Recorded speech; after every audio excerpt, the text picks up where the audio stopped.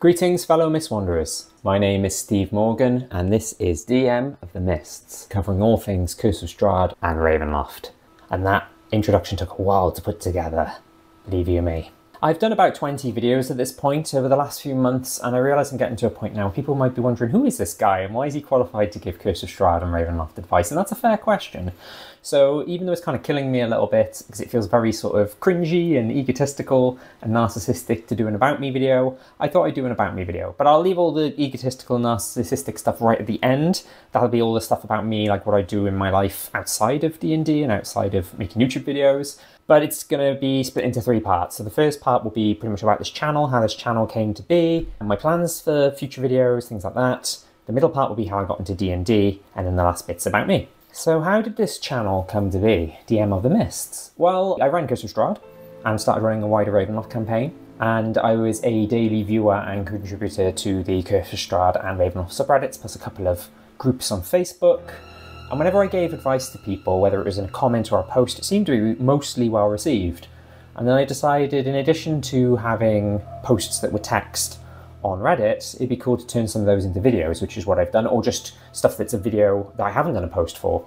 I actually wanted to start a year earlier. My plan was to start in early 2023, but life conspired against me. It's one of those things where I was kind of like, oh, I'll start it next month, and so on and so on. And then it got to the point in February 2024, I put out my first, it was actually the end of January, put out my first DMsGuild resource, and I saw on there that they recommended doing a demo video to go with it. And I thought, that's a good idea. So I did the demo video, and then I was like, well, I've started the channel now. I'm gonna have to do more of these videos, I suppose. So that was kind of the kick up the bum I needed. And the approach you've probably seen, it's 50-50 Curse of Strahd, Ravenloft, to try and intertwine them. So one Curse of Strahd, one Ravenloft, one Curse of Strahd, one Ravenloft, as opposed to doing a bunch of Curse of Strahds and a bunch of Ravenlofts. Maybe it would work better as 2 separate channels, I don't know. I figure a lot of people who run Curse of Strahd have an interest in Ravenloft and vice versa. But part of me thought maybe I should have just done a Curse of Strahd only channel and a Ravenloft only channel, but it is what it is. In terms of Curse of Strahd videos coming up, I don't necessarily want to double up on what others have already done. So a good example is location run-throughs. You've got people like Lunch Break Heroes, No Fun Allowed, Pyram King, who will do a video on stuff you should do or change in Berez, stuff you should do and change in Argynvost, etc, etc. Running videos like that don't appeal to me, but I suppose if the well runs dry with ideas, that could be something I consider in the future. But at the moment, I feel like if I put those videos out, they wouldn't contribute much more than what people have already done. And what I like to do is maybe cover content that people haven't already done, people haven't already thought about, that kind of thing. You'll see for the Curse of Strahd videos as well that a lot of them are kind of like commentary and opinions. My most popular video to date as I record this is me saying, be careful you increase the map size of Barovia because it could have a bad side effect. It might make the game easier. That was just my opinion and a bit of advice, and that's done really well. I like to do other supporting content. I like doing lists, things like 7 tips for this aspect of Curse of Strahd, or 7 things to watch out for, 7 mistakes DMs make, that kind of thing. Just before this, I put out a video all about Esmeralda, running Esmeralda as an NPC, and I've done that for one Ravenloft NPC as well. I like doing that kind of stuff. And if anyone has any requests, drop a comment on this video or another video. I can't promise that I would definitely do it, but I'll consider it. And it might be that's a great idea that I think, wow, I'm going to do this next. In terms of the Ravenloft side of things, so for those of you not too familiar with Ravenloft, say if you're coming at this through Curse of Strahd, Barovia is a domain of dread. There are other domains of dread out there. So Barovia is the one ruled by a vampire lord. You've got one that suffers a zombie apocalypse. You've got one where there's tons of wild magic problems. There's one where, drawing a blank, one that's kind of like sort of French Renaissance aristocracy, is that the right word? Bourgeoisie, etc. There's a Deadly Jungle Hunger Games style. That one I ran quite recently. And I like to do videos covering those. So after leaving Barovia and defeating Strahd, they visited some of these other lands. They've probably done about half a dozen, maybe more. And so I like to do videos talking about how I ran them. Whether that's straight out of Van Richten's guide, or tweaked a bit, or homebrewed a lot. Hopefully to give advice and ideas for other aspiring or current Ravenloft DMs. Mostly because there aren't a huge amount of YouTube channels out there. I think there's only like 1 or 2. So I figure any content is good. At least I hope so. Again, similar to Curse of Strahd, I'm doing some NPC videos. I've done Jan the Sunstar, the Good Vampire, and I hope to do Fran Zalhonen next. And again, other supporting content, anything I can think of. I think I want to do a video about recurring villains in a Ravenloft campaign, so sort of like Mist Wanderers who are evil, as opposed to, well, most of the Mist Wanderers mentioned in Van Richten's guide are good, but not all of them. And again, if anyone has any requests, drop a comment. Will this channel go beyond Curse of Strahd and Ravenloft and cover other adventures? I doubt it. I'm not saying never, but the only other adventure I've run is Lost Mine of Phandelver, which I ran before Curse of Strahd, and I haven't really got much to say about that. And then I've bought a few other books. I'd love to run the 2 Waterdeep modules, Dragon Heist and Dungeon of the Mad Mage, and I've got Witchlight book and a few others. But I like being niche and I like being focused on just, you know, covering Curse of Strahd really closely and Ravenloft really closely, rather than being a channel that does Curse of Strahd, Ravenloft and like 10 other adventures giving advice. That's not who I am and that's not me. And will I give more general D&D and DMing advice? The answer is maybe. Again, I'm making these videos at the moment because I've got lots of content ideas for Curse of Strahd and Ravenloft. I haven't necessarily got content ideas for just running the game regularly that aren't specific to Curse of Strahd and Ravenloft, but let's see how it goes.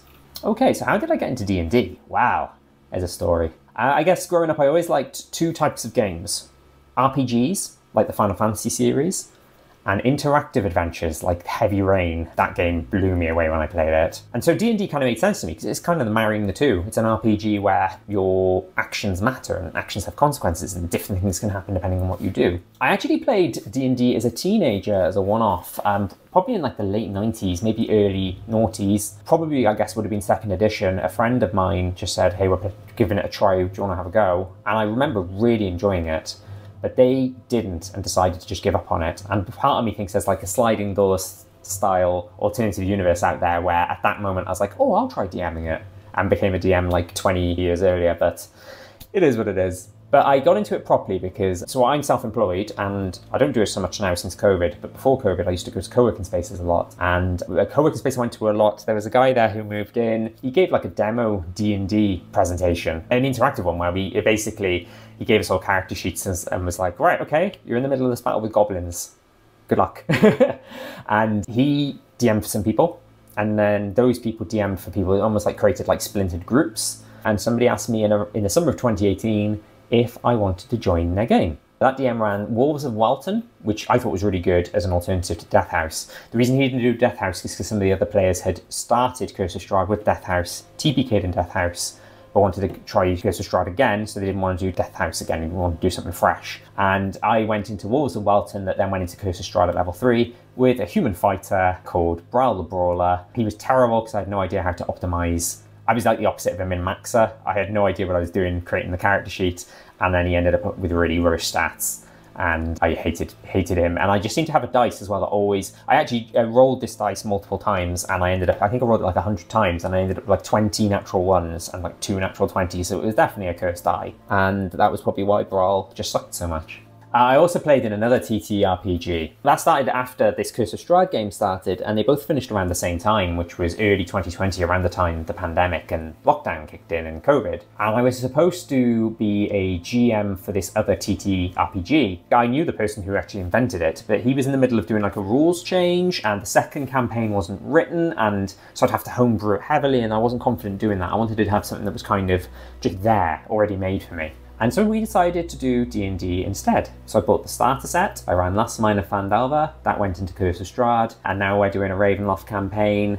I've got a video where I talk about, I've got a sort of a campaign diary video, it's called The Story So Far, part 1 essentially, that talks through basically 4 years of D&D, running a weekly game condensed into like 30 odd minutes, something like that. My players are currently level 15 in the domain of Forlorn. They arrived last session or maybe the session before, and it's about their 7th or 8th domain they visited. I lose track. I was also a player in Waterdeep Dragon Heist once. That was good fun. And I'm currently playing, so one of my players, so we play weekly on Sundays. I give up one of my Sundays once a month for this other player to DM a homebrew game she's got, and in that I play a gem dragonborn, amethyst dragonborn, who's a wild magic sorcerer, and despite doing God knows how many sessions, I've still yet to roll a natural 1 and roll on the wild magic table, which is just hilarious at this point. I've definitely cast more than 20 spells, so I'm long overdue. And finally, the cringy bit, the bit about me. So, the first thing to say that's kind of most related to D&D is I have actually got 2 resources on DMsGuild, and I apologise if this is your first video of mine you're watching, then this is new to you, but if it's not, then you've probably seen me prattle on about these before. The second Tarokka reading is a supplement that helps people to run a Ravenloft domain hopping campaign ideally as a sequel to Curse of Strahd, but it doesn't necessarily have to be. It essentially gives direction and purpose to a domain hopping campaign, and it gives you the excuse to usher the players to different domains of dread. So, like the card reading Madame Eva gives in Curse of Strahd, this card reading introduces the idea of other domains. It ushers the players, the characters, to magic items and an NPC ally to protect all the domains of dread. When I did it myself before making it in my own game, before making it for DMsGuild, my players got the Carnival, Folkovnia, the Sea of Sorrows, and the fated ally was Jennifer Weathermay Foxgrove.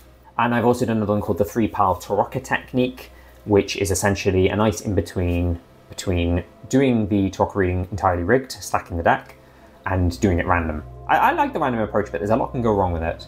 So this is, you basically split the items into 3 mini piles, where the cards are chosen in certain ways, and so you end up with the tome, the symbol, and the sword ending up in certain places that it's very unlikely you'll end up getting the same place for any of them, so they're all spread out, and you're likely to get the tome early, the sun sword late, the symbol somewhere in between. So you can still have that random element. You can still do it random for your players, but it's a lot more controlled, it's a lot less risky.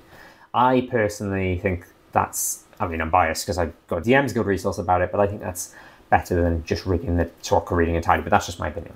And I got more coming soon. I did have an idea for one that I might just turn it into a video instead, and I had an idea of creating a subclass all around the Tarokka reading, maybe like a Bard of, what do they call it, College of Tarokka, something like that. And that's the D&D side of things. I also, as of a few years ago, started writing fantasy novels. The first one's coming out soon, hopefully. I'll probably do a video on this channel just announcing when that's available for pre-order. And I'd say it's more Forgotten Realms and Honor Amongst Thieves inspired than necessarily Ravenloft. And it's essentially a group of adventurers help this young girl who one of the adventurers has like sort of a connection with her family. She's got magical powers she can't control, sort of like wild magic sorcerer type stuff. And there's an evil wizard who wants to capture her and use her powers for evil. And the characters are like 2 bounty hunters, a thief, a gentle giant with a heart of gold, an old halfling cleric, stuff like that really. So kind of classic sort of D&D characters, D&D style characters I should say, classic D&D adventures, that kind of thing. I finished writing the first and hopefully get it self-published soon. Second one's finished, I'm just having it copy edited.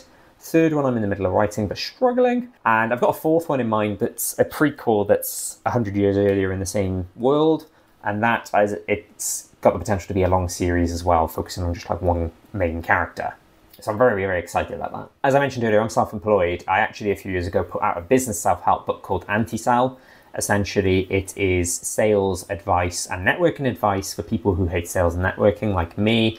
I'm not a big fan of the sort of schmoozy approach where you hand out business cards. I found that just by being really non-salesy, really just kind of get to know people, just help people and become people's friends, that's a really good way to network and win business. So if you're a freelancer or someone you know is a freelancer, that might be of interest. My day job is I am a SEO consultant. SEO stands for search engine optimization, gets people higher into Google, that kind of thing.